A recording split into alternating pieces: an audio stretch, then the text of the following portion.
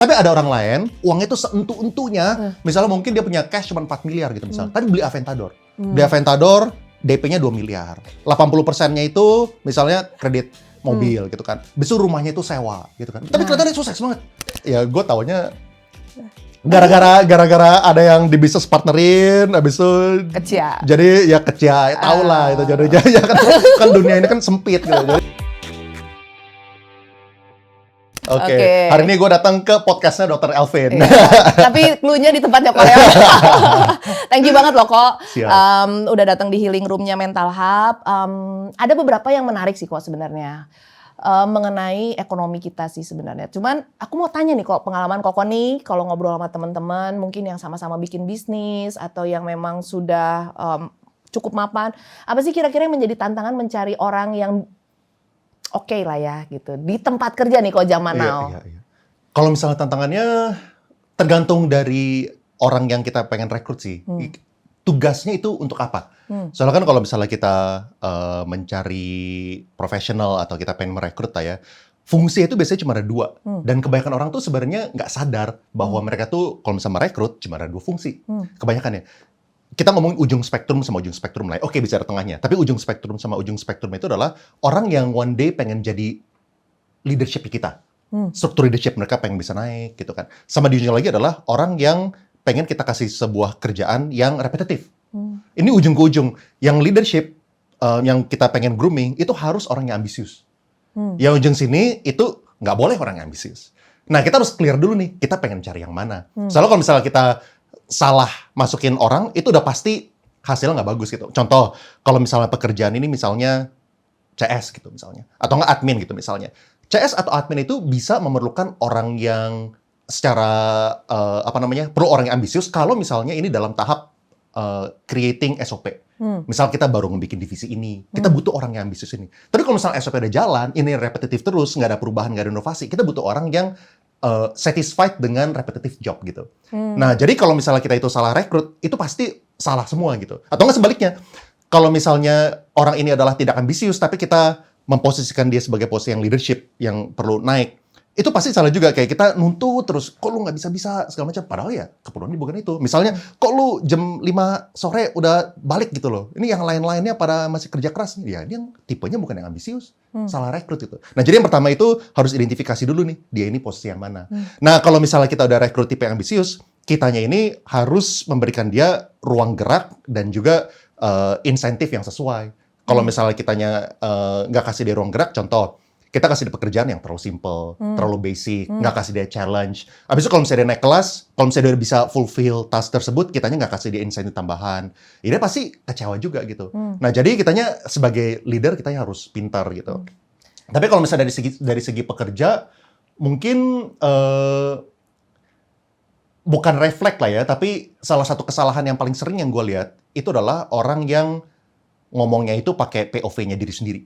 Contoh kayak gini, gimana kok? maksudnya pakai POV diri sendiri tuh kayak gini. Misalnya dokter nanya, kenapa kamu pengen bekerja di sini? Jawaban yang paling tidak disukain sama orang adalah, soalnya saya pengen cari pengalaman. Saya pengen cari pengalaman gitu misalnya. Atau enggak, misalnya, ya pengen cari pengalaman kerja, soalnya saya pengen belajar gitu misalnya. Semua orang yang merekrut, itu nggak punya kepentingan mau ngajarin orang. Nggak ada yang punya kepentingan itu. Semua orang yang rekrut cuman mau mencari orang yang terbaik untuk posisi itu. Soalnya orang yang merekrut itu juga kesusahan. Orang yang merekrut itu bisnisnya itu kan terancam. Terancam itu dari kompetitor, ya kan, dalam negeri atau luar negeri, inovasi-inovasi baru. Bisnis itu tuh maju cuman dari 3 hal, yaitu faster, better, dan cheaper. Kita harus lebih cepat, kita harus jadi lebih baik, kita harus jadi lebih murah. Soalnya kalau itu kan sama kan tuntutan kita sebagai konsumen ke semua produk yang kita beli. Semua produk yang kita beli, itu pasti alasannya kita beli barang itu adalah kalau misalnya dia nggak lebih cepat, dia lebih bagus, dia lebih murah. Salah satu. Atau nggak kombinasi gitu. Nah, otomatis gara-gara si bos ini juga harus mengeluarkan produk yang seperti itu, kita butuh mencari tim yang bisa mendukung itu. Orang yang bisa naik cepat adalah orang yang bisa memberikan dampak yang signifikan terhadap faster, better, cheaper. Orang yang nggak bisa naik adalah orang yang tidak memberikan dampak sama sekali ke situ. Sesimpel itu sih kira-kira. Nah, kalau lagi rekrutmen nih kok, Iya. kapan titik kayaknya udahlah, mau di-push gimana pun kayak ini orang mentok deh. Oke, ini kan berarti kan kita ngomonginnya kan dari 2 hal kan. Rekrutmen maksudnya waktu masih lagi interview proses, sama waktu dia ini udah direkrut gitu kan. Sebisa mungkin kan kita kepengen orang yang kita prediksi bakal bagus, itu beneran bagus. Betul. Sebisa mungkin kita pengennya kepengennya kan seperti cita-citanya itu. gitu. Cita-cita seperti itu.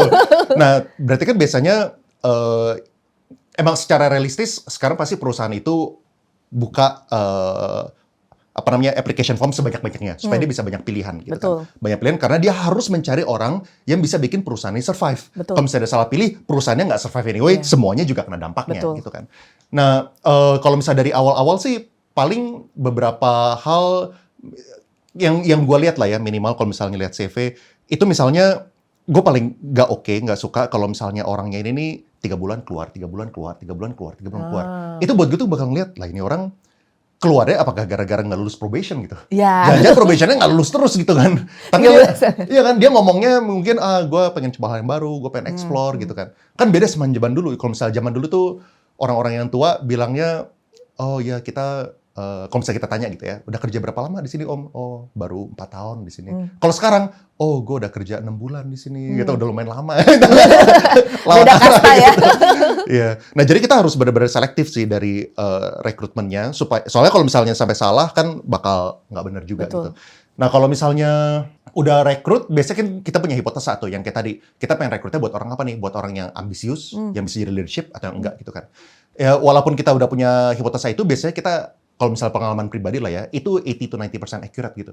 Kayak yang di CV, soalnya bisa udah kelihatan karakternya. Kan kalau misalnya kita ngerekrut, kalau misalnya gue tuh cuma lihat 2 hal. Nomor 1 itu adalah pursuit of excellence. Kalau misalnya buat leadership ya, itu harus tinggi, pursuit of excellence. Nomor 2 itu adalah the right fit. The right fit itu maksudnya, kalau misalnya orang yang pinter, orang yang jago, itu belum tentu cocok di kita. Contoh. Kita, orang ini jago banget nih, pinter banget nih. Tapi dia itu pengalamannya 5 tahun, gaji 30 juta. Sedangkan gue cuman bisa afford-nya 10 juta, misalnya. Itu kan udah, walaupun pintar, jago, tapi nggak right fit. Atau nggak misalnya, dia jago banget, dari segi salary masuk, tapi ditinggalnya di Surabaya, misalnya. Dia nggak willing to relocate. Itu kan bukan right fit juga. Betul. Jadi, cuma 2 itu sih, orang yang memiliki pursuit of excellence yang tinggi, dan juga the right fit gitu. Terus nomor 3 mungkin ini, ada sense of gratitude-nya gitu. Gue paling turn off itu kalau misalnya orang itu nggak tahu batasnya. Contoh kayak gini, kayak gue pernah interview orang, dia ngeluh gitu, dia bilang, iya gue dari 7 juta setelah setahun, gajinya masa cuma dinaikin 15%, masa bonusnya cuma 1 kali gitu. Sedangkan perusahaan ini kan naiknya kan 2 kali lipat, 3 kali lipat gitu. Dia itu di bagian admin lah ya, administrasi.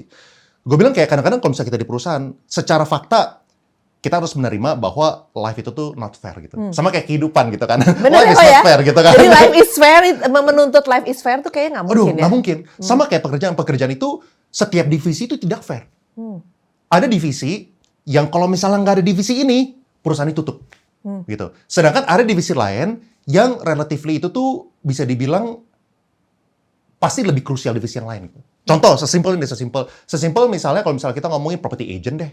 Kalau misalnya kita ngomongin property agent di brand manapun gitu, pasti yang orang kesayangannya yang paling memberikan dampak terhadap kehidupan perusahaan ini adalah orang salesnya, broker yang top salesnya. Betul. Pasti gitu. Sedangkan kalau misalnya kita ngomong yang level yang admin, misalnya yang submit data-data ke website supaya kita upload foto, itu pasti bos itu pasti lebih sayang sama yang top sales. Pasti gitu loh. Nah, kita harus sadar sama itu. Nah, jadi kalau misalnya tiba-tiba si admin ini komplain, kok gue cuma dinaikin 15% ya? Kan admin, ya lu nggak tahu diri gitu. Jadi, lu nggak sadar bahwa lu tuh harus berterima kasih udah dikasih 15%, udah dikasih bonus pula. Itu tuh harus ada gitu. Lu kalau misalnya keluar pun, lu bakal sama juga atau mungkin bakal susah dapat cara yang lebih bagus gitu loh. Sebenarnya dia keluar juga langsung banyak yang memasukkan lagi juga di situ ya. Banyak yang masuk. Orang kalau misalnya bosnya itu udah untuk level admin dikasih bonus, dikasih kenaikan, dikasih gaji 7 juta juga, itu semua orang juga mau di situ gitu. Kalau misalnya lu mau naik lagi, ya lu harus tahu bahwa di posisi itu tuh ada ceilingnya. Ya mungkin kalau misalnya untuk level admin ceilingnya di situ.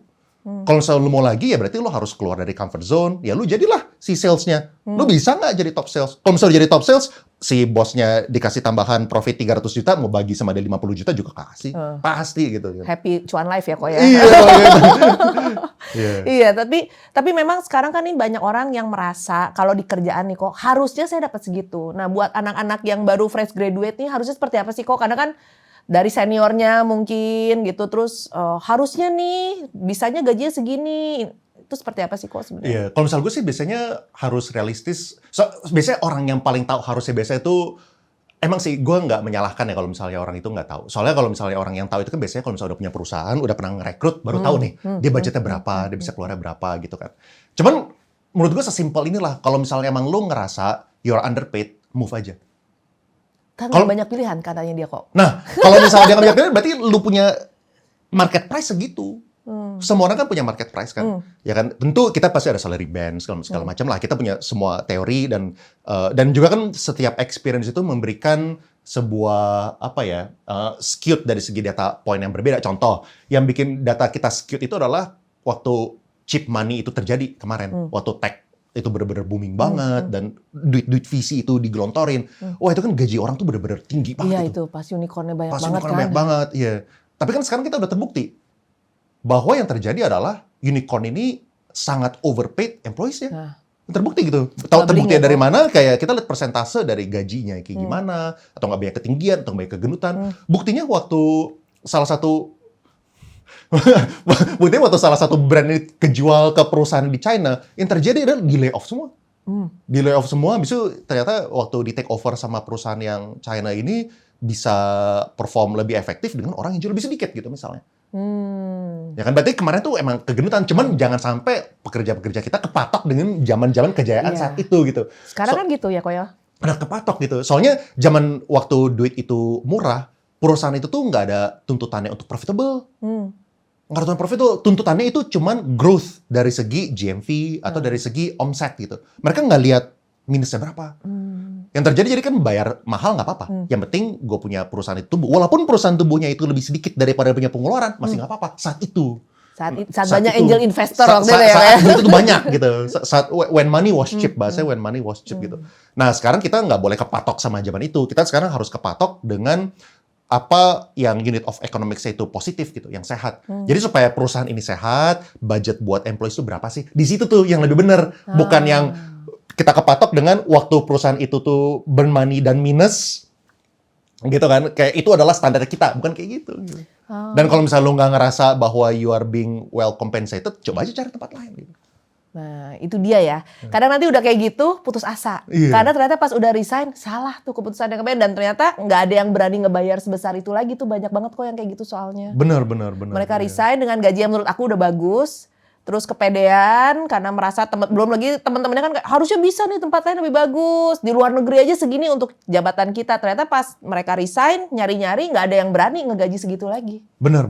Ya, walaupun sebenarnya opportunity di Indonesia sebenarnya banyak banget ya. Opportunity itu sebenarnya banyak banget gitu. Kita tuh sebenarnya menurut gue kekurangan entrepreneur sebenarnya. Kekurangan entrepreneur. Nah buat kesana ngedorongnya gimana kok? Buat kita-kita nih ya yang apa sih, yang maksudnya nggak ada privilege keluarga kan, kadang mereka kayak apalah aku ini kan gitu. Nah itu harus gimana sih sebenarnya punya mentality? Kayaknya banyak yang nggak sadar bahwa the biggest risk itu sebenarnya is not even trying. Gitu. That's the biggest risk gitu.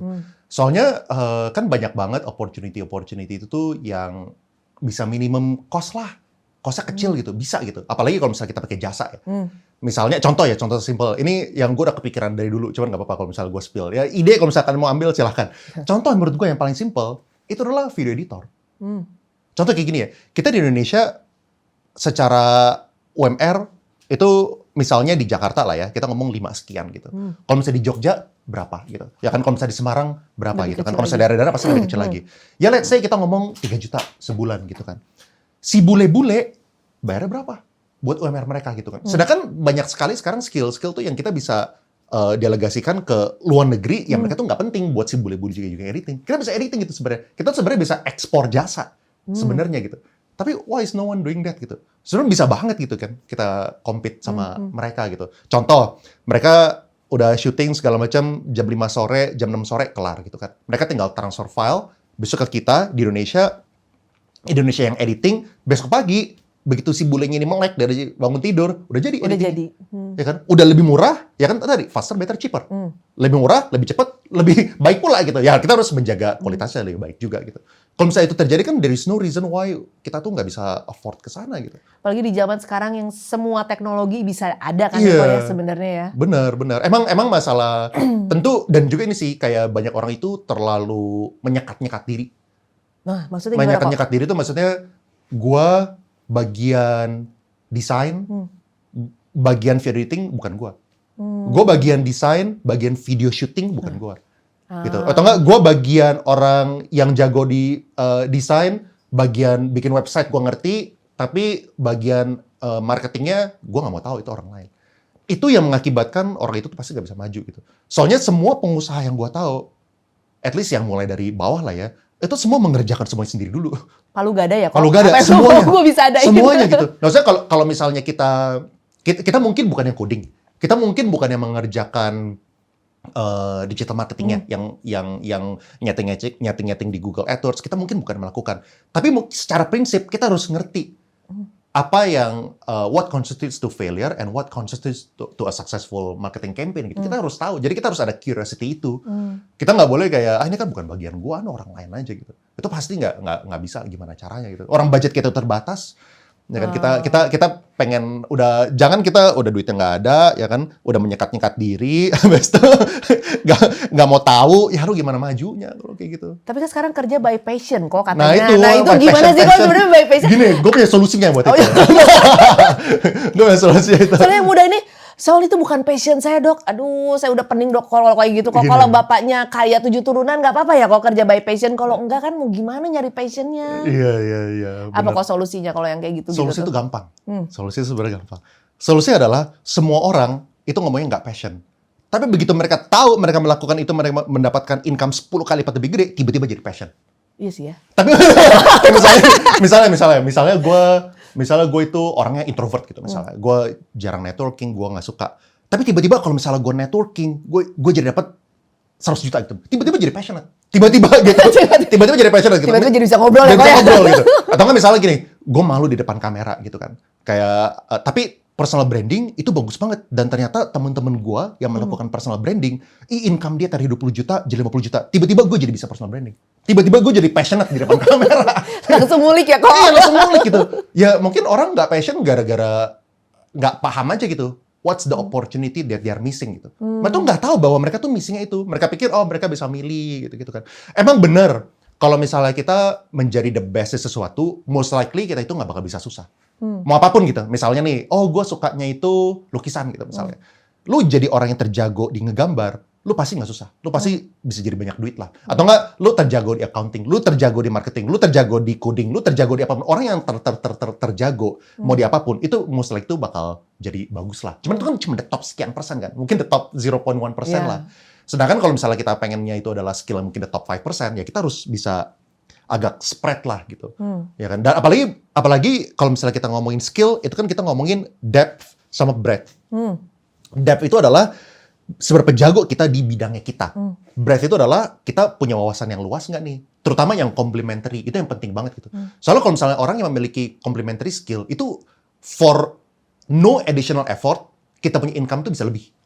Sesimpel kayak gini, sesimpel misalnya kalau misalnya kita cari desainer gitu ya. Misalnya desainer let's say 6,5 juta, 7 juta gitu misalnya. Tapi desainer yang sama, yang kerjanya juga sama, 830 sampai 530. Ya kan? Mungkin dia punya gaji itu bisa naik ke 9,5 kalau misalnya dia ngerti desain dan video editing. Kan secara kerja, dia kan nggak kerja 12 jam. Dia kerja masih sama. Tapi gara-gara punya skill ini, outputnya jadi lebih bagus. Kerjanya jadi nggak usah tektokan. Dia jadi nggak usah tektokan sama si desainer. Kan jadi a lot of efficiency gitu kan. Nah, jadi complementary skill itu tuh akan memberikan kita untuk the same amount of effort, tapi income itu lebih tinggi gitu. Sama kayak misalnya kayak digital marketing. Digital marketing itu ada yang namanya itu SEO dan SEM gitu. Jarang sekali orang bisa dua-duanya. Orang yang bisa search engine optimization itu intinya supaya mendorong website kita supaya ranking 1 lah ya. Itu jarang sekali yang mengerti dari segi Google Ads. Gimana cara kita bisa pakai ads yang kompetitif dan yang efektif supaya kita tuh bisa maksimalin cuan. Definisi cuan di Google Ads itu adalah pakai ROAS, Return on Advertising Spend. Intinya kita spend 10 juta, kita dapat 100 juta nggak nih? Itu adalah yang SEM gitu. Amin kalau itu. Semua orang kan pengennya aminnya doang ya Pak. Iya. Makanya kayak complementary skill itu tuh sangat-sangat powerful, sangat powerful. Apalagi kalau misalnya kita bisa cross border gitu, kayak misalnya orang yang ngerti SEO, ngerti SEM, tapi misalnya ngerti finance juga gitu. Jadi ngerti hitungnya ROAS-nya gimana. Bahkan misalnya nih, orang yang ngerti SEM, orang yang ngerti SEO, jadi orang yang ngerti marketing, dia ngerti produknya juga. Dia jadi bisa ngomong sama orang produknya, produk ini tuh kemahalan. Atau enggak dibandingin sama kompetitor, produk ini tuh kayaknya kalau misalnya kita tambahin unggulan ini bisa lebih bagus lagi nih. Atau enggak dari segi pricing. Oh itu kan end to end gitu kan. Analyze datanya jago juga Iya. ya, kok ya. Iya itu dia. Tapi mahal banget kok nyari orang kayak gitu. Nah Ada itu gitu. susah. Susah nyari orang itu susah kan. Yang nyari kerja banyak. Jadi kayak gini, kayak gue sempat sharing bahwa gue pernah ngebuka lowongan buat admin. Yang apply dari job slip itu 2.000 orang. 2.000 orang loh buat satu posisi. Tapi kalau misalnya kita tambahin skill, misalnya admin, tapi yang ngerti Google Sheet, tiba-tiba mungkin sisa 5 orang. Atau nggak misalnya kayak desainer, tapi yang bisa video editing. Dari 200 mungkin sisa 1 orang atau 2 orang. Gitu. Atau enggak mungkin bahkan nggak dapat 1 atau 2. Harus nyari sampai berbulan-bulan baru dapat. Atau enggak kayak nyari orang yang ngerti SEO dan SEM. Sama gitu. Dari yang tadinya ratusan orang, tiba-tiba 1 orangnya susah nyarinya. Nah, yang namanya uang, itu semuanya itu based on dependency. Power is based on dependency. Gitu. Kalau semakin tinggi powernya kita, orang tuh semakin tergantung. Gitu. Jadi kayak tadi tuh, ya kan kalau misalnya lu tuh adalah admin yang cuman satu jurus, yang cuma bisa ngetik doang, mungkin lu punya bargaining power tuh sangat rendah. Tapi kalau misalnya lu admin yang ngerti Google Sheet, tiba-tiba lu tuh naikin lu punya bargaining power gitu. Lu punya power tuh naik gitu. Sama kayak lu kalau misalnya lu bisa dapetin orang desainer yang ngerti video editing, lu punya bargaining power tuh sangat tinggi, soalnya lu di atas rata-rata. Yang punya taste gitu kan, yang ngerti desain gitu. Dan itu menarik banget buat orang yang mau ngasih gaji kan. Pasti. Ya kok ya. Soalnya kan kayak tadi, kita ini nih bukannya, kita ini tuh juga dituntut untuk survive. Kita ini dituntut untuk berkompet, soalnya kita berkompetisi dengan perusahaan di sekitarnya dan juga perusahaan-perusahaan asing. Kita berkompetisi dan juga bukan cuma itu doang. Sekarang kita ada satu tambahan lagi, yaitu dengan teknologi.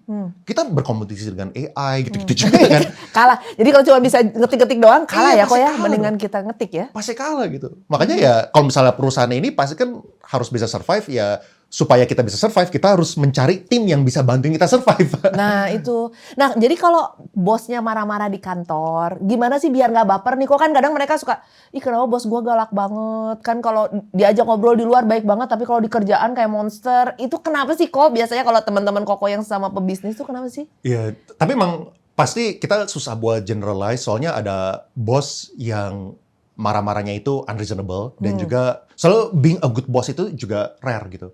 Jadi sebenarnya tuh kesusahan itu dua sisi. Jadi dari karyawan itu susah mencari perusahaan yang bagus dan juga bos yang bagus. Bos pun juga sama, susah untuk mencari karyawan yang bagus, ya kan, karyawan yang sejalan, yang bisa sevisi. Jadi emang ini struggle dua arah lah gitu.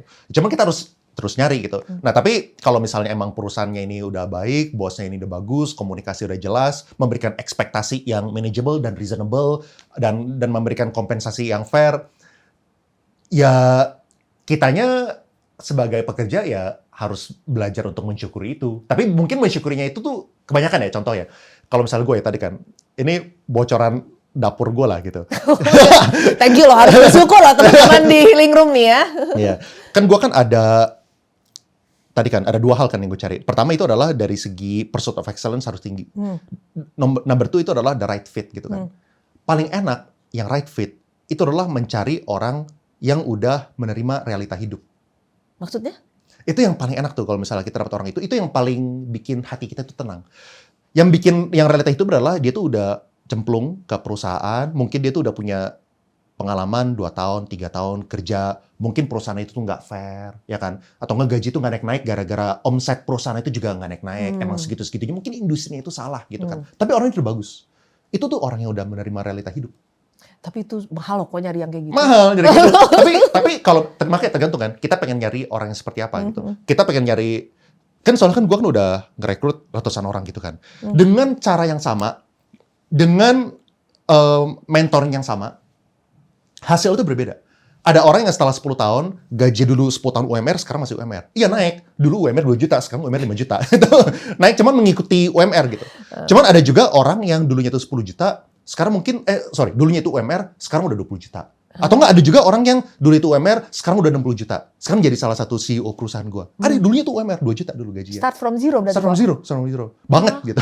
Terus ada juga orang yang ex-karyawan gue, dulu gaji sama gue tuh 30 juta. Sekarang dia udah mendirikan perusahaan yang setahun itu udah 7 digit USD lah.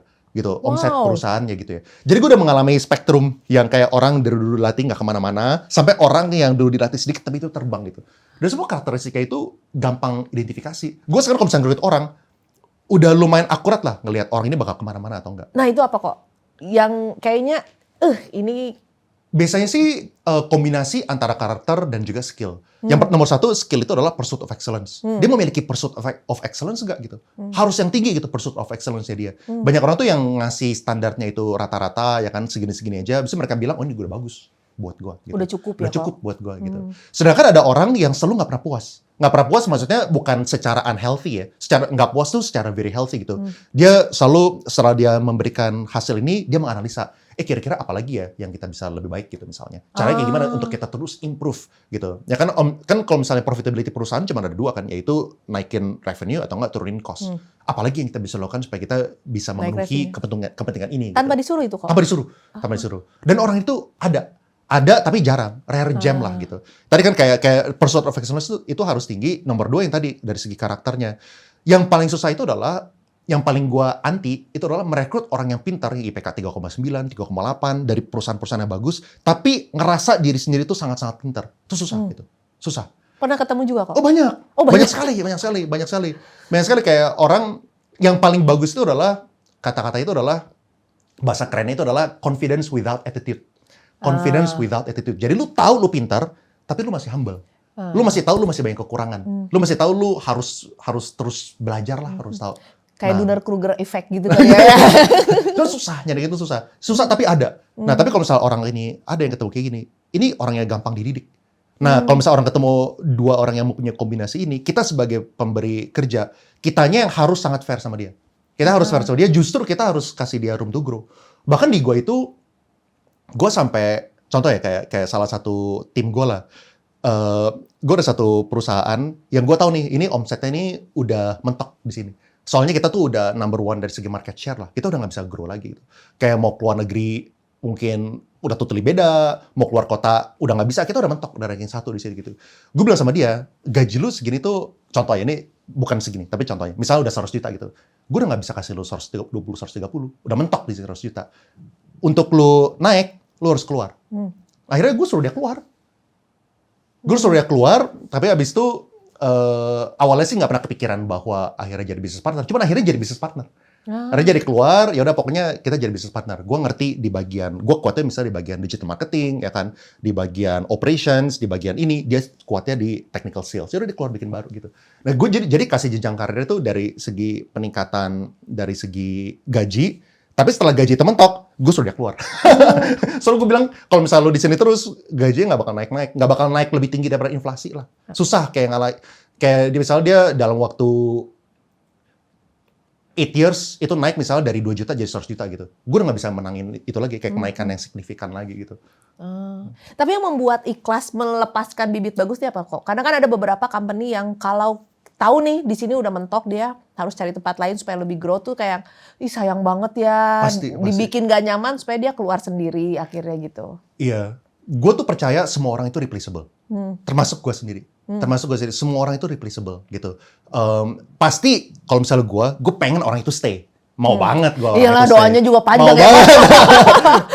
cuman gue juga sadar diri gitu. Maksudnya kalau misalnya gini. Anyway, ini kita ngomongin realita hidup lah. Realita hidup. Kalau misalnya orang ini, gue batasin misalnya dia 100 juta, dia tahun depan cuma jadi 105, tahun depan lagi jadi 110, dia bakal cabut anyway.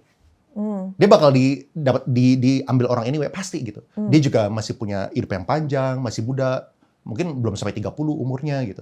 Ya, masih panjang gitu. Jadi ya anyway kalau misalnya nggak di gue, dia bakal cabut anyway. Gitu. Jadi, dan gue realistis aja kayak, dan kalau misalnya gue ngomong kayak gitu ya, dia jadi sangat open.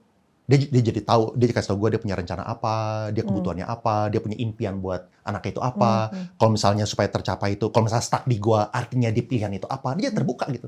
Itu jadi bagus buat gue. Anyway, dia pasti punya plan hidup gitu. Orang-orang yang talenta itu sangat-sangat tinggi ya. Dan kalau misalnya gini, akhirnya walaupun awalnya gue nggak punya ekspektasi kita berbisnis bareng, kebetulan gue punya skill set tertentu yang dia nggak punya, akhirnya kita jadi bisa bareng lagi. Gitu. Malah jadi lebih besar ya? Malah jadi lebih buat besar dia ya? gitu.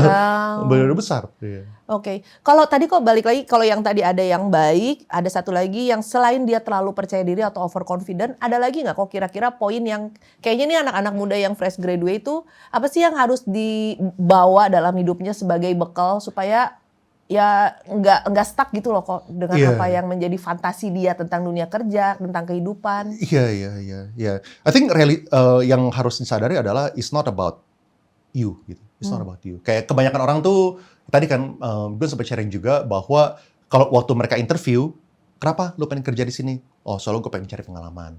Gue pengen belajar gitu kan. Kayak nobody gives a shit gitu. Kalau misalnya perusahaan ya, nobody cares lu tuh belajar apa, lu apa. Orang perusahaan itu pengen hidup. Perusahaan pengen survive, perusahaan pengen grow gitu. Kayak mereka tuh bukan ya kalau misalnya dia punya porsi CSR sendiri lah. Dia punya culture sendiri yang dia bisa ngajarin, nge-grooming. Cuman waktu ngerekrut orang tuh bukan CSR. Ngerekrut orang itu adalah a way supaya perusahaan mereka tuh rodanya bisa berputar dan bisa berinovasi dan bisa bertumbuh. Betul. Jadi yang paling harus dipahami adalah the most important radio station in the world. Namanya itu adalah WIIFM. WIIFM itu artinya what's in it for me.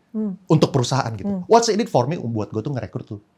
Gitu. Contoh sama kayak misalnya banyak banget orang yang nyari mentor. Life coach lah ya kok sekarang. Lagi hits tuh life coach. Ya. Cuman mentor ini kayak gini, kayak sebenarnya itu nggak salah. Kayak gue pun juga dulu setelah lulus dari tahun 2012 sampai 2016, gue mencari tuh yang namanya mentor. Gue mencari namanya mentor. Kayak gue dari 2012 sampai 2016, setiap pagi keluar, mulai kerja jam 9, pulang tuh jam 10 setiap hari. Itu gara-gara setelah itu tuh gue selalu ngikutin event, acara-acara. Dulu kan YouTube belum sebesar ini. Ya kan podcast lah, kayak sekarang kan orang-orang keren ada banyak. Ada Pagita Wirawan lah, ya kan suka bikin podcast. Ada Arman Hartono itu bisa sharing-sharing. Dulu tuh nggak ada yang gitu-gitu. Jadi dulu tuh gue selalu ikutin event, kayak setiap hari gitu. Dari Senin ikut event, Selasa ikut event, Rabu ikut event. Namanya aneh-aneh lah, Real Estate Group, Reka Live, Entrepreneur Club. Pokoknya banyak gitu. Banyak banget ya? Iya, setiap hari ngikutin event. Nah, gue tuh pengen mencari mentor juga. Siapa tahu ada yang bisa ngajarin, ya kan, this is the way of life, gitu kan. Wah, lu kalau misalnya berbisnis, ini yang ilmu terbaik belajar harusnya di sini. Pengen nyari kayak gitu, tentu kan. Kita kan pengen maju Jurus lah. kungfu gitu. yang satunya lagi siapa nih dari 100 ini ya kok? Iya kan? Cuman setelah gue ngikutin ratusan, mungkin ribuan event, yang gue belajar adalah there is no mentor. Yang gue belajar there is no mentor. There is no mentor yang kita bisa expect dengan cara yang tadi. Oh, gue pengen ketemu si orang keren ini pengen luangin waktu ke gue, ya kan berjam-jam setiap minggu supaya lawan itu bisa sukses gitu. Nggak ada gitu, manusia itu nggak ada. Ya mungkin ada orang yang punya lah, cuman gue udah sampai ribuan event yang gue pergi, ribuan orang yang gue ketemu, itu nggak ada manusia kayak gitu. Nah, cara yang paling mudah untuk mendapatkan mentor adalah kitanya kasih value. Contoh, kalau misalnya gue ini jago banget di misalnya digital marketing gitu ya. Orang-orang keren itu mau ketemu sama gue. Kalau misalnya gue bisa merubah dia punya perusahaan, gimana caranya dia punya ROAS, return on advertising spend, yang tadinya itu 1/3, gue naikin jadi 1/10. Orang ini mau ketemu sama gue setiap minggu. Soalnya gue ngasih dia value. Nah, jadi mentorship yang paling gampang, itu bukan ngomongin dari POV gue. POV gue pengen belajar, lu tolong ajarin gue. Tapi apa yang gue bisa kasih value ke lu? Orang ini nanti jadi terpaksa mengeluarkan waktu bareng sama gue. Soalnya mentor-mentor ini, dia juga punya keluarga sendiri. Mentor-mentor ini punya hidup sendiri, dia punya istri sendiri, dia punya anak sendiri. Buat dia pun keluarga itu tuh udah melelahkan, udah spend a lot of time gitu loh. Dan mungkin dia buat anak sendiri mungkin cuma bisa spend seminggu tuh cuma 3 jam, 4 jam buat anaknya sendiri. Boro-boro sama orang baru nggak dikenal gitu. Mereka juga mencari work-life balance. Gitu. Ya kalau misalnya lu bisa ketemu sama orang mentor itu 1 in a million lah, 1 in a million gitu. Cuman yang paling mudah adalah untuk memberikan value. Kalau misalnya memberikan value, itu pasti orang ini pun, si mentor ini pun juga dengan happy meluangkan waktu gitu. Kita kan memenuhi kepentingan dia juga. Dan mungkin ekspektasinya bukan yang kayak duduk terus diskusi sambil ngeteh gitu kali ya. Kok ya kan kadang ketemu makan sebentar 10 menit udah dapat value apa. Jadi kalau disebutnya kayak comot-comot kan, dari si A dapat apa, si B dapat apa, karena harapannya kan mereka duduk bareng, mereview kehidupan, ke depannya harus apa gitu. Biasanya kalau misalnya kayak gitu yang paling gampang tuh masuk ke perusahaannya. Masuk ke perusahaannya. Yang kayak, kan itu kalau di perusahaan beda lagi kan, dia jadi bertaring kan. Cuman enggak, ya again, tapi ini nggak bisa di-generalize lah ya. Nggak bisa di-generalize, dan nggak semua orang juga memiliki career path seperti ini. Contoh kalau misalnya gue itu ada career path yang bisa dibilang akselerasi lah, gitu, akselerasi career path gitu. Di mana salary-nya itu tuh nggak naik 10% lagi. Kalau bisa tuh naik 20%, 50% setahun gitu. Nah ini tipe-tipe akselerasi yang gue cari tadi tuh. Pertama itu adalah orang-orang yang secara skill jago banget, tapi secara fit juga cocok gitu. Nah kita tuh mulai project bareng, ada BU baru. BU tuh bahasa kita tuh business unit lah. Ada business unit bareng. Dan kalau misalnya orang ini mungkin pertama-tama masuk itu untuk menjalankan SOP. Setelah dia bisa menjalankan SOP, dia bisa meng-create sistem. Jadi jalan sesuatu. Setelah dia bisa meng-create sistem, dia bisa lead a team. Setelah dia bisa menjalankan SOP, creating system, bisa leading a team. Setelah itu dia naik kelas lagi menjadi creating BU, business unit baru. Setelah dia bisa lulus jadi creating business baru, keluar jadi bikin perusahaan bareng. Ini gue punya career path gitu. Nah, kalau misalnya kayak gini tuh, di gue tuh jadi banyak orang yang kayak gini. Kayak orang-orang yang masuk tapi career path itu berusaha supaya didorong tinggi lah. Cuman ini tergantung dari performance perusahaan juga kan. Kalau misalnya perusahaan itu bisa terbang, tentunya jadi bisa lebih banyak juga yang diberikan gitu jadinya. Ya, dan gue tuh nggak pernah keberatan orang ini udah jadi jago, mereka keluar tuh terserah. Malah ikut seneng kali ya kok ya ngelihat dia lebih sukses ya. Iya, jadi bisnis itu jadi bagus gitu. Tapi yang terjadi di gue kebanyakan gue jadi partner. Kebanyakan. Iya, so far kayak di gue udah ada beberapa tuh guanya malah jadi partner di sana dan kita jadi grow bareng. Soalnya gue biasanya tetap bisa memfulfill sesuatu yang nggak bisa difulfill sama mereka gitu. Itu ya fungsinya jadi the best in one domain ya kok ya. Iya, kita jadi terbaik. Again, power is based on dependency. Kalau misalnya orang nggak ada yang tergantung sama lo, you have no bargaining power. Tapi kalau misalnya orang itu pada tergantung sama lo punya bargaining power itu tinggi gitu. As simple as that gitu. Ya untuk lu ningkatin lu punya bargaining power, lu harus ningkatin value lu gitu. Nah, jadi makanya jangan merasa cukup ya kok ya. Iya. Karena cukup kita hari ini, orang lain lagi bersaing untuk lebih dari kita kan sebenarnya. Benar. Dan gue tuh sebenarnya kayak gitu juga belajar dari, justru lu tuh belajar dari tim sendiri, dari tim member sendiri. Gue dulu pernah rekrut orang, gaji dia dulu berapa ya, sekitar 19 net lah, 10 juta per bulan net. Dia punya fighting spirit dan dia punya humility itu jauh lebih tinggi daripada orang-orang yang gaji itu 10 juta, 20 juta. Dia malah lebih humble, dia lebih pengen ngulik, dia lebih pengen go through data gitu, ini kenapa sih gitu. Daripada kayak manajer-manajer yang masih di bawah. Padahal terbalik gitu. Harusnya manajer-manajer di bawah itu yang ngulik, yang cari tahu, yang pengen belajar. Ini malah dia gitu. Dan kelihatan gitu, kenapa orang ini tuh di posisi itu gitu. Soalnya orang itu kayak humble banget itu. Dan kalau misalnya ngobrol sama orang, diskusi, itu tuh bukan yang one way. Tapi dengerin semua masukan orang, dengerin kayak ya jauh lebih sabar daripada gue lah gitu. kayak menurut gue kayak masukan yang menurut gue nggak make sense dia masih ya kita bisa pertimbangin ya gitu. Cuman dia mendengar semua dulu baru mengeluarkan keputusan. Cuman gitu kan kayak kita selalu sambil belajar ya. Gue juga belajar terus lah dari tim gue pun gue juga belajar terus gitu. Oh, tapi kalau pengalaman Koko nih kalau ngelihat karakter orang yang sekarang bisa ada di level tertingginya, itu apa sih kok karakter-karakter yang kayaknya value-value ini tuh mungkin kalau untuk teman-teman yang dengerin tuh mungkin udah mulai bisa dijadikan value hidup mereka juga gitu. Iya. I think yang paling menarik itu adalah kita tadi kan mungkin kalau misalnya secara personality tadi dari segi pursuit of excellence, dari segi gratitude juga ya kan harus ngerasa inilah kayak cukup juga gitu.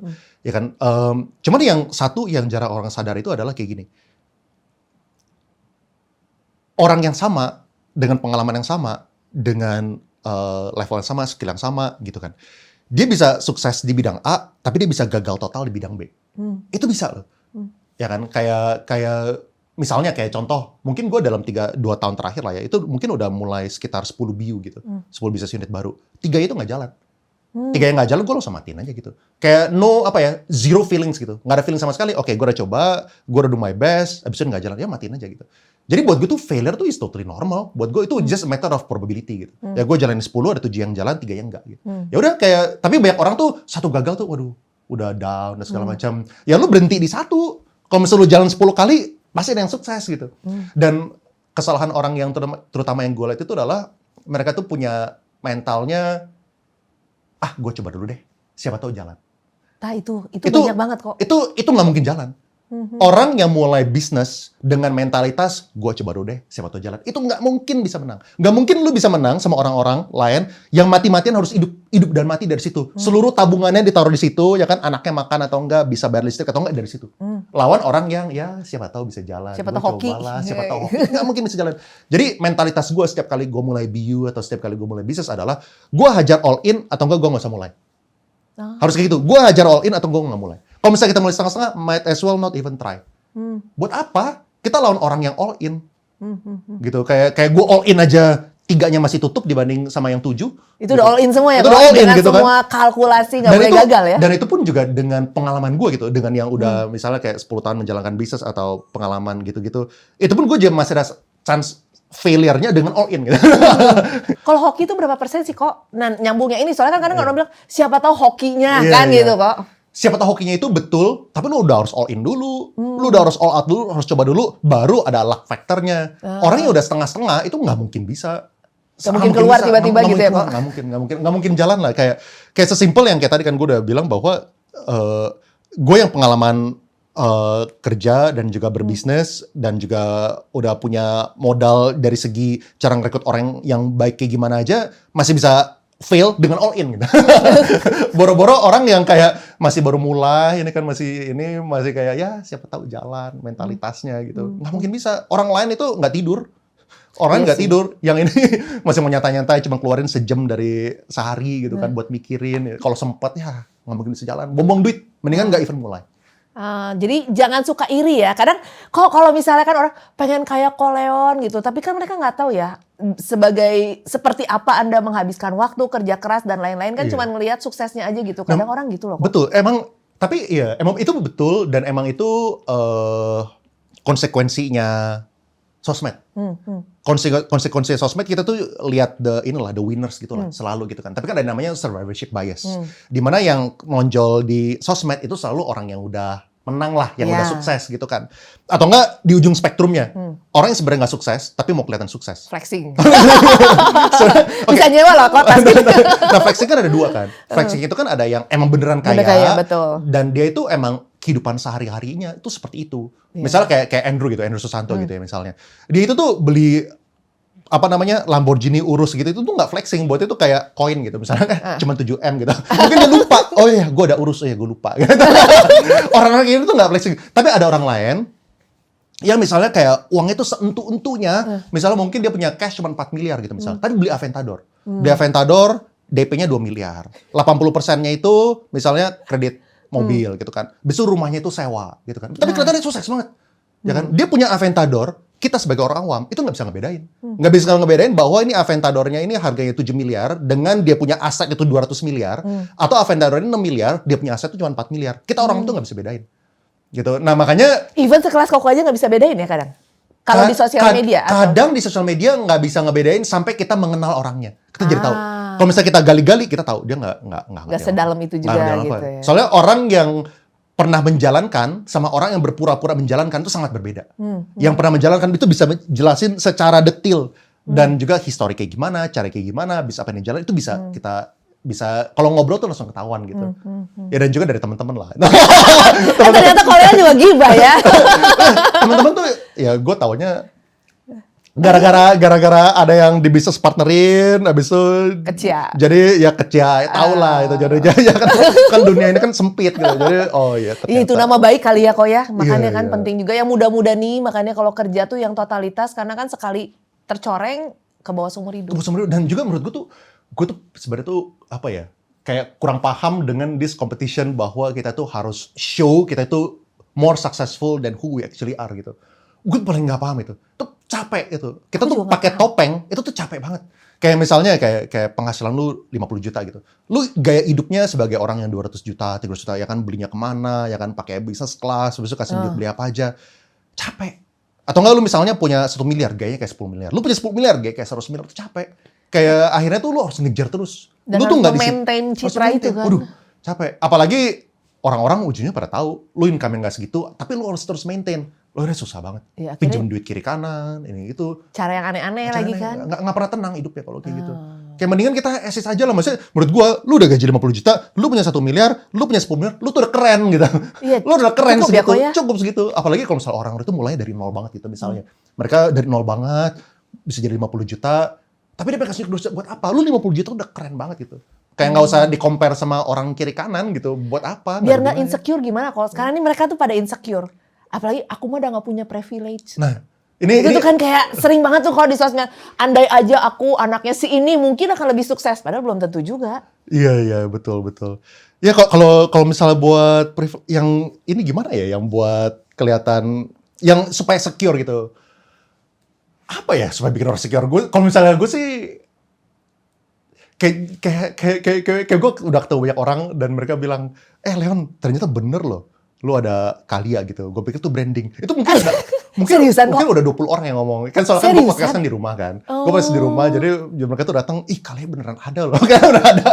Mereka tuh pikir itu pencitraan apa. Tapi gue tuh nggak pernah mikirin itu sebagai branding. Gue nggak pernah mikirin branding. Gue kayak cuman show what I do on a day-to-day basis. Gue kayak gitu. Jadi mungkin gue orang yang salah kalau misalnya ditanya kayak buat branding kayak gimana. Soalnya gue cuman just do what I do aja gitu. Cuman kayak apa ya, menurut gue sih kalau misalnya lu terlalu insecure gitu, bakal capek and the truth will be revealed.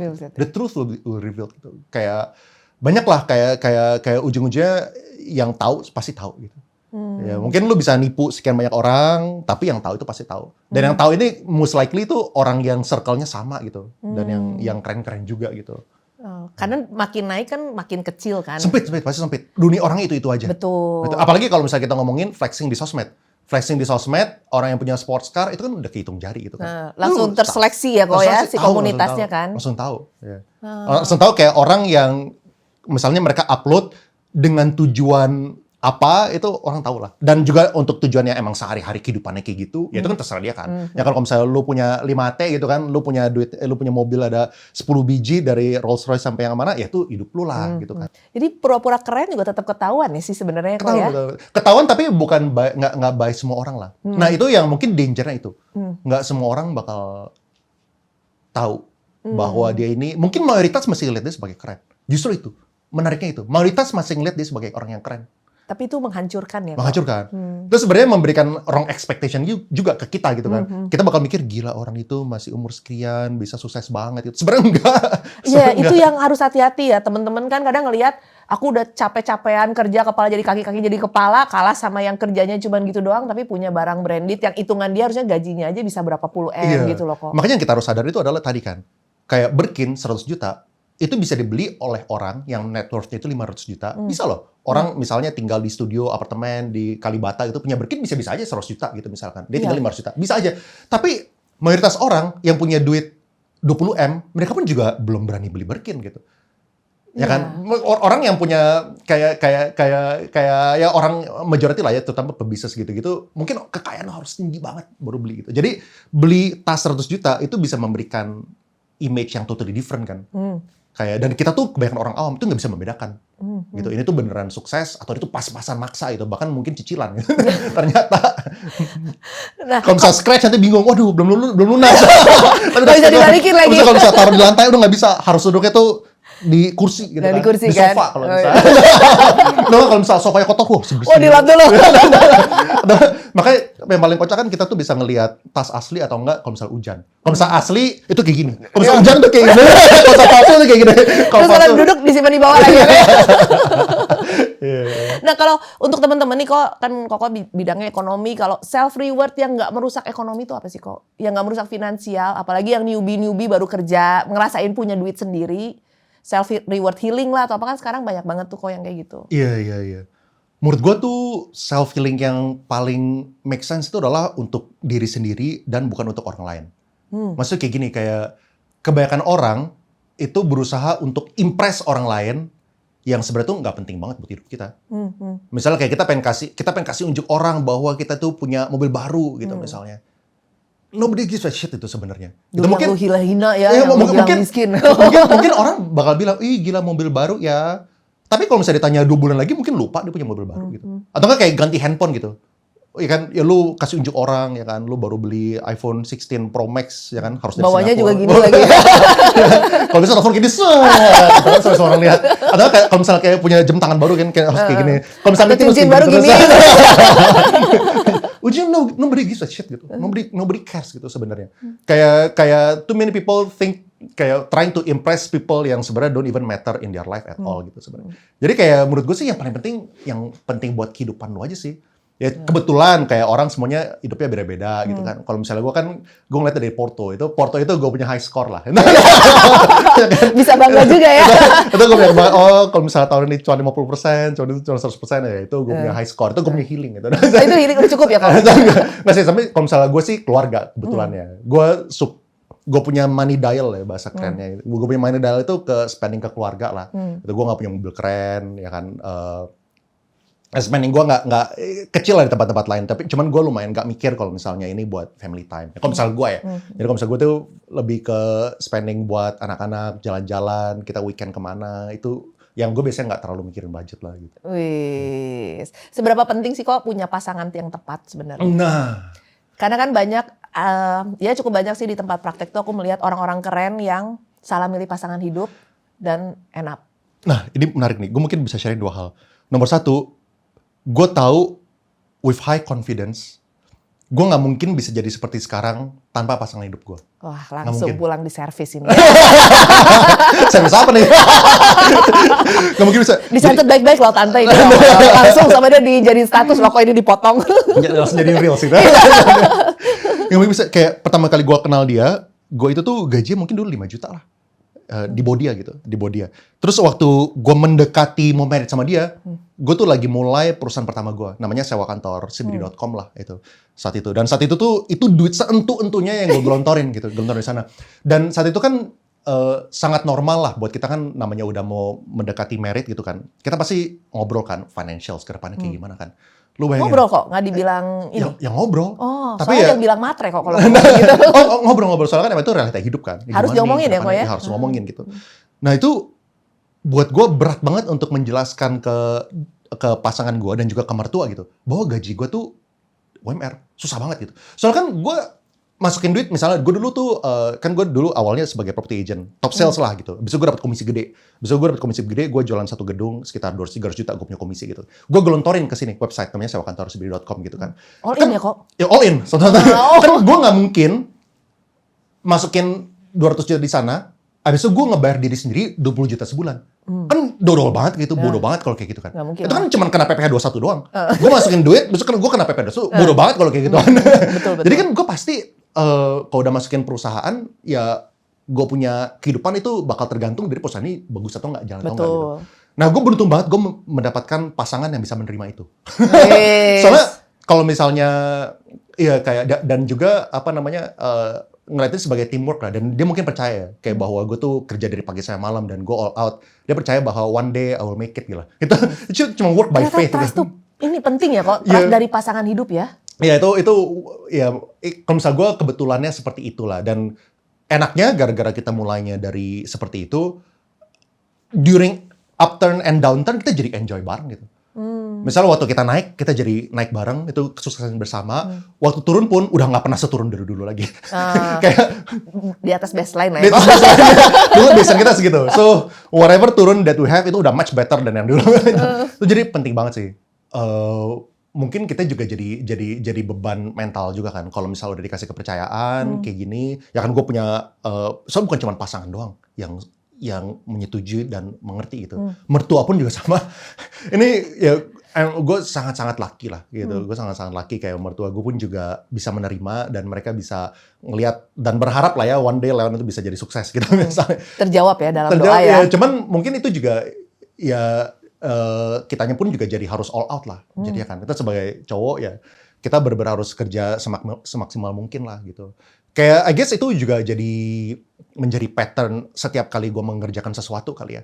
Kayak sesimpel waktu gue udah relatif berada gitu, waktu gue mulai YouTube itu buat gue tuh lebih ke arah iseng-iseng. Lebih ke arah udah bukan monetary gain gitu. Healing lagi jangan-jangan kok. Oh, enggak. Healing gue untuk menularkan isi otak ini nih biar nyampe.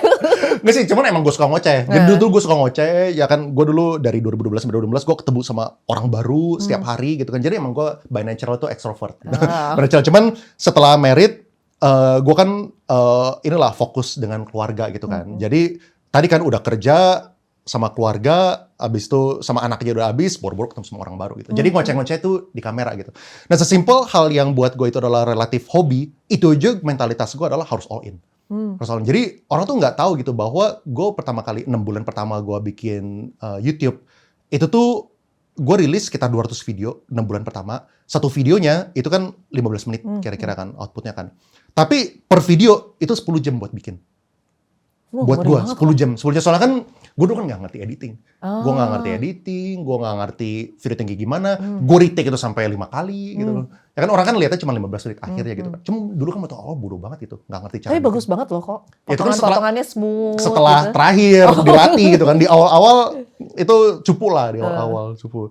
Ya, jadi itu sih kayak mentalitas tuh harus all in. Even kalau misalnya buat hobi pun all in. So dulu gue sempat bilang ke istri gue lah, ya let's see lah kalau misalnya setahun kita nggak nyampe 10.000, ya udahlah, we can move on gitu. Yang penting gue udah coba.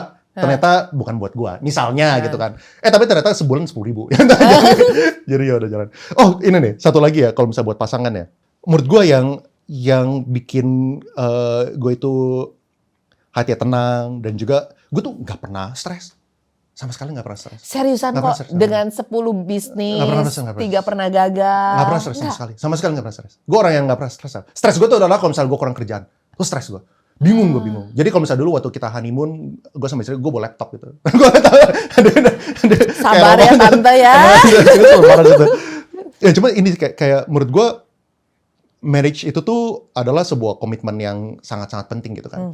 Menurut gue salah satu kesalahan banyak orang itu adalah, contohnya sesimpel kesalahan itu adalah mereka lihat di Instagram apalagi kan, banyak cewek-cewek cantik, seksi-seksi gitu kan, scroll, ngeliat, nge-like, abis itu nanti sampai ke DM, sampai kayak gitu-gitu kan. Cheating atau enggak? Gue nggak cheating kok, gue nggak pernah ketemu dia, gue cuma nge-like doang gitu. Atau enggak gue cuma lihat, cuma scroll, gue nggak pernah ngeliat dia. Atau enggak gue ngobrol sama dia kagak, exchange phone number atau kagak. Atau enggak sekarang kalau ada ketemuan nih, enggak kok, gue ketemuan dia cuma sekali-sekali doang, gue nganggap dia sebagai teman gitu. Misalnya. Itu menurut gue tuh is a big danger. Kalau soalnya kan semua mulai dari otak kan, semua dari pemikiran. Betul. Apa yang kita pikir itu akan menjadi apa yang kita lihat gitu. Betul. Apa yang kita lihat itu yang akan apa yang kita akan ucapkan. Apa yang kita ucapkan itu yang akan jadi actionnya kita. Betul. Gitu kan. Jadi kalau misalnya gue sekarang di Instagram, pastilah nama Instagram algoritma ini sangat-sangat evil gitu. Kayak kadang-kadang cewek seksi dimunculin lagi. Itu gue harus mencet not interested. Wajib itu harus mencet not interested. Dan itu apa ya? Itu buat cantik atau enggak orangnya cantik, seksi atau enggak ya seksi, tapi harus mencet not interested, harus gitu. Gitu kan soalnya gue di rumah juga udah ada keluarga, dan gue pengen gue punya keluarga itu sehat, gue pengen spend time, gue fokus ya buat istri sama buat anak, ya harus kayak gitu. Kita harus komit sendiri gitu loh. Nggak disuruh itu kok? Dulu diajarin itu dari gereja. Dari gereja. Jadi dari gereja supaya meliding sebuah healthy marriage itu kayak gimana, itu harus gitu. Kita harus tutupin. Jadi yang dari gereja itu diajarin itu adalah, lu kalau misalnya ngelihat sekali, itu bukan salah lu. Yang ngelihat itu kan nggak sengaja bisa. Tapi kalau misalnya lu noleh sekali lagi, itu kesalahan lu. So lu membuat keputusan itu dengan sadar. Gitu. Dan itu banyak banget sih kok, emotional cheating kan kita sebutnya sekarang. Dan itu adalah akar mula dari segala keributan rumah tangga. Betul. Mungkin sekarang enggak. Mungkin sekarang masih fine, masih cuman ngechat-chat DM, baru hobi aja ya. Baru hobi aja. Tapi nanti waktu ada masalah rumah, bukan menyelesaikan masalah rumah, lu jadi ada escape ke situ, gitu. Sedangkan kayak udah kebanyakan orang tuh udah terlalu mudah give up dengan pasangan mereka yang 10 tahun, 20 tahun. Untuk udah dilupakan gitu. Semua kebaikan tiba-tiba lupa gitu. Dan apalagi kalau udah bosan ya, kalau 10 tahun, 20 tahun rasa temen kan. Kita kadang ngobrol juga udah biasa, nggak ada spark-spark lagi kan sebenarnya. Makanya itu harus intentional sih. Harus intentional, kita luangin waktu buat istri gitu kan. Dan buat pasangan lah ya, kita ngedate bareng, kita apa bareng. Kayak ya yang... Masih kok itu? Masih harus dong. Kayak daily check-in, weekly check-in gitu ya, ngobrol deep kalau sekarang dibilang deep talk. Iya, itu harus ada gitu kan. Dan kadang-kadang dinner pun juga harus keluar berdua. Dan kadang-kadang kalau misalnya kayak ke Singapura atau kemana lah, ke Jepang itu berdua juga gitu, tinggal anak-anak gitu. Soalnya anak-anak penting nggak? Ya pasti penting. Tapi relasi antara gua sama istri itu lebih penting lagi. Soalnya kalau misalnya gua sama istri itu sehat, pasti kan anak itu lebih sehat lagi. Betul. Gitu. Dan kalau misalnya kayak nggak boleh kita prioritasnya itu salah gitu. Jadi anak itu prioritas di atas, itu nggak boleh gitu. Jadi istri itu jadi kelupaan, itu nggak boleh. Justru istri itu harus di atas gitu. Istri nomor 1 yang menjaga relasi, jaga hubungan gitu. Itu kalau misalnya gue sama istri itu happy, pasti anak-anak lebih happy lagi. Ya kan kayak miskom sedikit. Tentu gue juga bukan yang perfect. Argumen ada pasti gitu. Cuman ada secara prinsip, secara nggak boleh nggak sengaja kayak gitu. Harus secara intentional kita melakukan itu. Nah, soalnya kalau guardiannya sehat, anak-anaknya juga sehat kan sebenarnya ya. Kalau yang salah satunya oleng, pasti mau kita pencitraan atau mau kita poles seperti apapun, tetap aja nggak baik-baik buat anaknya. Betul. Dan duit itu bukan kayak nggak solve it lah. Kayak banyak orang yang jauh lebih kaya tapi anaknya panggil dia tuh om gitu. Iya, tapi banyak banget loh kok. Kadang ada yang pasien sedih gitu ya, maksudnya orang tuanya sukses, karirnya namanya bagus di mana-mana, tapi anaknya ternyata yang ngerasa bahwa mereka bukan orang tuanya. Benar. Ya benar. karena nggak ada sentuhan emosional misalnya, tapi memang full facility semua didapat, tapi ya nggak dapat apa-apa sih sebenarnya. Benar, itu juga menurut gue mistake tuh. Menurut gue itu total mistake. Menurut gue total mistake itu adalah bagi inilah ya orang yang memiliki bisnis untuk memberikan the second generation business by default. Itu menurut gue big mistake. Kayak orang tua ya langsung anak ini nggak ngerti apa-apa, langsung dijadiin posisi direktur, itu perusahaan tinggal tunggu bangkrut aja gitu. Banyak banget sih kok. Kan dia nggak ngerti apa-apa, nggak ada fighting spiritnya, tidak pernah merasakan sebagai employee, tiba-tiba jadi direktur. Lu ngerti apa gitu? Langsung dikenalin cara sistemnya bekerja dengan Iya. orang-orangnya kan. Habis itu mungkin dia coba implement sesuatu yang aneh-aneh gitu kan. Dia belajar dari teori mana, dari googling mana gitu. Tapi dia nggak pernah sebagai dari pengalaman gitu.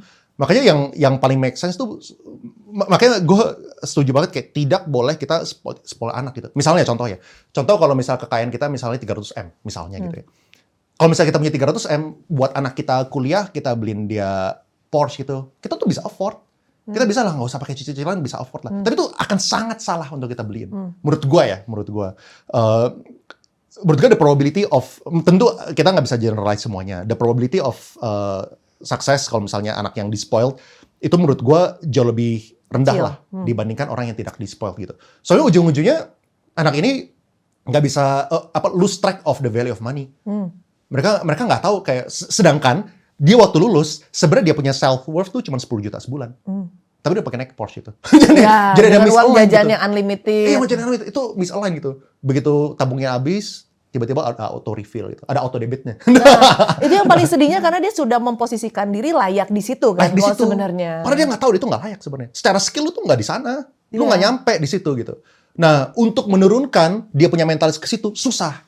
Karena dibuildnya seperti kayak itu. kaisar ya. Kayak kaisar. Sehingga nanti gini, kesuksesan leadership yang gue lihat orang-orang tuh yang bisa ke bawah, ke lapangan, panas-panasan, dari pagi sampai malam lembur. Kita tuh sebagai leader, kita tuh nggak bisa cuma nunjuk supaya orang ngejalan. Kita justru orang harus lead the way. Kita harus kasih unjuk gitu. Misalnya kita bikin SOP baru gitu. Kalau bisa kita kasih unjuk, nih cara jalan kayak gini ya, gue telepon dulu orangnya, cara ngomong kayak gimana, cara bahasa kayak gimana, baru kita bisa merekrut orang untuk menggantikan kita gitu. Nah gimana caranya kalau misalnya kita rekrut orang, ya lu jalanin, lu bikin sistem sendiri gitu misalnya. Itu most likely nggak bisa gitu. Orang-orang itu kayak di yang namanya usaha, sangat ada dua tipe karyawan lah. Ada orang yang namanya itu adalah system creator gitu.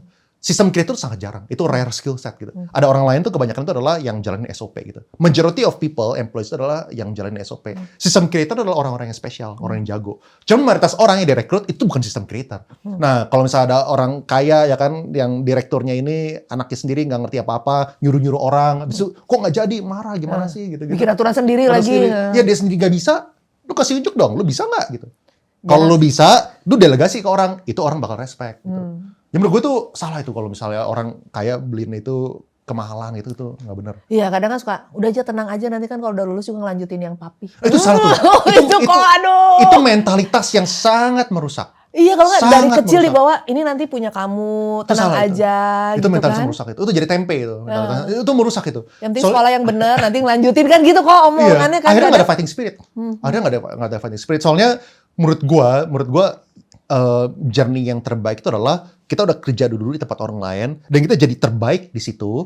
Lalu abis itu kalau misalnya kita punya pengalaman dan kita udah punya namanya tuh apa namanya kayak best practice yang kita bisa ambil lah ya. Contoh kalau misalnya kita kerja di consulting gitu. Kalau misalnya kita kerja di consulting, kita tuh langsung terekspos dengan best practice yang terjadi di masing-masing industri berbeda. Dan cara komunikasi kayak gimana, cara ngomong yang terstruktur itu kayak gimana, itu kita bakal dilatih di situ gitu kan.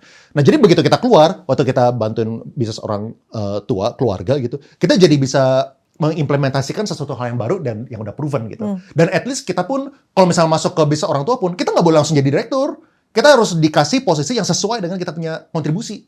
Dan kita harus dibayar sesuai dengan kita punya kontribusi. Sesuai value kita tadi value. berapa ya. Harus fair ya kok. Menurut gua, the biggest mistake untuk bisnis second gen adalah memberikan anak gaji gara-gara itu adalah anak gua. Itu the biggest mistake itu. Dengan dititipin ke semua karyawan. Yang karyawannya mau negur juga, udahlah anak bos. Iya makanya, aduh, itu menurut gue the biggest mistake. Apa yang terjadi? Contoh, ini anak baru lulus, tapi gara-gara dia itu anak pebisnis ya, dia langsung dikasih gaji 30 juta, 50 juta sebulan gitu misalnya. Dia nggak masuk dapat 50 juta, dia nggak mungkin mau berusaha. Orang dia pagi-pagi main golf ya? dulu, besok ini masuknya siang-siang ya dapat 50 juta, dan sebaliknya, gini, itu rusak buat dua-duanya. Itu rusak buat anak yang itu fighter. Orang yang fighter akhirnya ngerasa, gue kontribusi maksimal, gue kerja maksimal, gue masih dapat 50 juta, gue nggak dapat lebih gitu. Dan itu juga nggak work buat orang yang malas. Orang yang malas bakal ngerasa, gue nggak ngapa-ngapain, gue main bolos, gue cutinya itu 30 hari per 6 bulan juga nggak ada masalah. Nggak akan ada yang negur juga. Ada yang negur juga, itu susah juga gitu. Jadi udah itu salah. Menurut gue. Kita tuh harus memberikan anak kita sesuai seperti apa yang kita berikan ke profesional. Dan jadi namanya kompensasi itu ada dua. Yang pertama itu adalah kompensasi sebagai kita punya inilah ya contribution gitu. Jadi kayak gaji, bonus segala macam. Itu kita harus mengikuti yang company berikan. Nomor 2 itu adalah dari share. Ya kan? Jadi walaupun lo digaji itu 10 juta gara-gara lo udah share udah di sini, lo dapat bonus silahkan.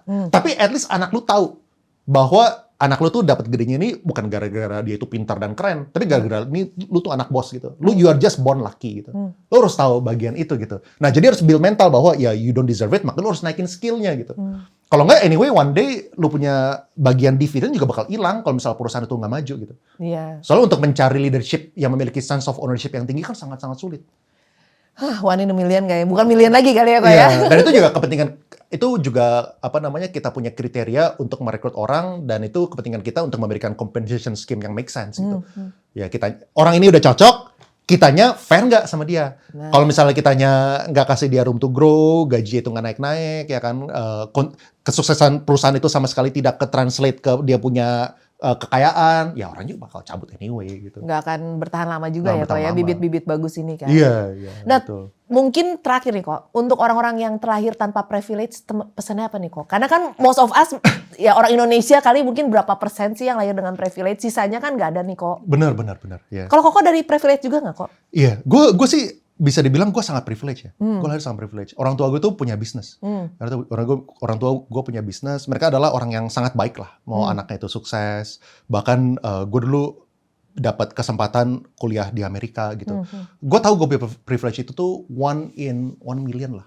Privilege gue gitu. Cuma menurut gue yang bikin gue sukses adalah waktu gue ngebakar jembatan. Itu yang menurut gue turning point-nya gue. Jadi yang namanya orang tua, mereka sangat baik lah ya. Mereka bilang, oh ini you tinggal lanjutin one day segala macam. Mereka udah prepare the best for me lah gitu. Cuman saat itu gue bilang sama keluarga gue, akhirnya gue pengen mulai bisnis sendiri yang namanya sewa kantor, sibri.com itulah saat itu. Dan gue komit, ya, dan again sekali lagi waktu saat itu mereka nawarin gue, lu butuh duit berapa? Ya kan, kayak parents will cover lah gitu. Tapi gue tahu kalau misalnya gue ambil duit ini, duit itu akan datang dengan sangat-sangat mudah. Kalau misalnya habis, tinggal minta lagi. Habis, tinggal minta lagi. Jadi harus burn the bridge. Burn the bridge, gue mulai usaha sendiri. Habis itu duit juga dari duit gue sebagai top sales waktu gue jadi property agent di perusahaan sebelumnya. Nah, itu akhirnya yang mengakibatkan gue tuh jadi ada tinggi fighting spiritnya gitu. Jadi waktu, contoh waktu gue mulai project property yang pertama lah, gue bikin office building gitu. Itu tuh dari modalnya investor, jadinya kayak nggak pernah dari modal orang tua lah. Mereka mau menyediakan gitu. Tapi gue nggak boleh ambil. Kenapa Kok? Padahal orang lain kan puji Tuhan tuh Kok kalau ada. Oh, waktu saat itu tuh semua orang ngomongnya hal yang sama. Semua kan, orang, lu orang gila. Bodoh lu gitu kan. Gila dari ya dulu posisi gue direktur lah. Cuman ya direkturan lah, nggak ngerti apa-apa. Tiba disuruh jadi direktur gitu. Ya, gue satu-satunya kali orang yang gue kenal yang lulusan dari Amerika yang mempunyai pilihan untuk melanjutkan bisnis orang tua, tapi yang tidak menginginkan lanjutkan gitu, yang menyusahkan diri itu mungkin gue satu-satunya. Tapi gue nggak tahu deh. Dulu gue dari dulu ngerasa bahwa gue punya privilege itu banyak banget gitu. Orang tuh banyak yang nggak sadar bahwa di dunia ini ada 8 miliar orang. 16%-nya, lebih dari 1 miliar, itu orang yang difabel. Jadi kita bisa lahir dengan sehat, itu privilege-nya udah gede banget gitu. Dan bahwa kita ini lahirnya di Indonesia, bukan di Gaza, bukan di Afrika, bukan di Ukraina, Rusia yang lagi perang. Itu tuh kita udah lucky, itu udah sekian gitu. Jadi tambah lama tuh gue, one day gue sadar lah. Ini sebenarnya backtrack waktu gue sadar itu waktu gue SMP. Jadi gue SMP tuh dulu tuh gue gamer banget. Gue gamer addict lah. Gue main 10 jam sehari. Ngeri banget. Gue gamer addict, habis itu waktu di SMP 2, gue tuh ranking bottom 5% of the school. Kayak 186 dari 192 murid. Pokoknya ini anak udah parah banget lah. Nah, cuman waktu gue sadar itu, gue inget banget, gue langsung berubah itu. Jadi waktu di tahun berikutnya, gue langsung jadi the top in the school lah gitu. Nah, cuman kayaknya mentalitas itu tuh kebangun di situ. Dan apa ya gue inget, gue punya orang tua kelihatan kecewa banget lah. Ini anak, gue udah sekolahin, mereka udah kerja pontang-panting, tapi gue malah dipanggil sama kepala sekolah, ngomong anaknya bentar lagi nggak naik kelas gitu kan. Calon-calon madesul ya, kayaknya masa depan suram ya. Itu gue inget kayak kekecewaan di orang tua gue lah. Dan apa ya, orang tua gue tuh terlalu baik, mereka tuh nggak marahin gue, nggak apa. Cuman gue tahu kekecewaan mereka kayak gimana. Makin merasa bersalah lagi. Makin merasa bersalah. Itu titik perubahan gue tuh. Sejak saat itu gue langsung kayak jadi idealis banget lah. Idealis banget gitu. Kayak ya very grateful lah ya. Nah, jadi tapi intinya apa? Intinya kayak makanya menurut gue, kayak tadi kan, menurut gue banyak orang yang privilege itu justru nggak jadi apa-apa. Banyak ya malah. Second gen tuh nggak jadi apa-apa. Nggak jadi apa-apa. Soalnya orang tuanya itu tuh udah yang fight dari pagi sampai malam. Anak-anaknya itu nggak perlu ngapa-ngapain.